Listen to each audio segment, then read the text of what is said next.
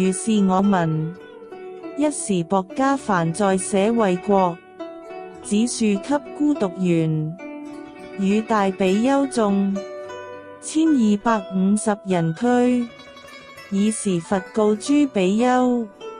有天名摩利支天，常行日前。彼摩利支天無人能見，無人能觸，不為人希廣，不為人博，不為人債其財務，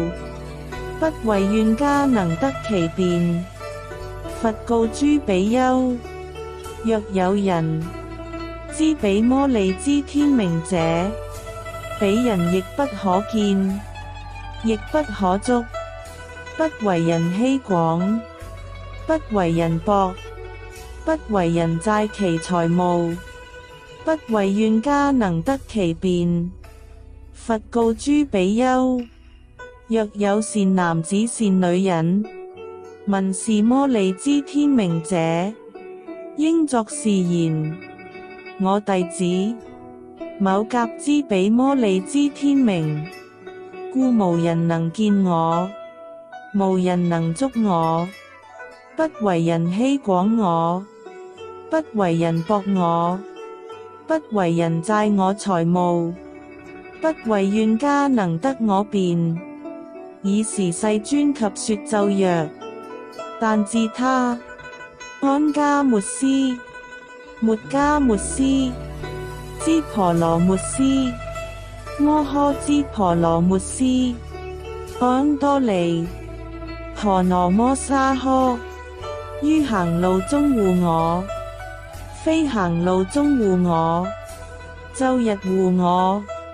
於惡願家中護我，王難中護我，賊難中護我，一切處一切時護我。弟子某甲娑婆訶。佛告諸比丘：若有善男子善女人，比丘、比丘尼、優婆塞、優婆夷、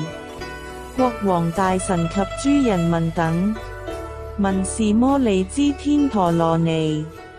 一心受持者，不為如上諸惡所害。佛告諸比丘：若有人能書寫讀誦，受持者，若着計中，若着依中，隨身而行，一切諸惡悉皆退散，無敢當者。是諸比丘聞佛所說已，歡喜奉行。佛說摩利支天經中。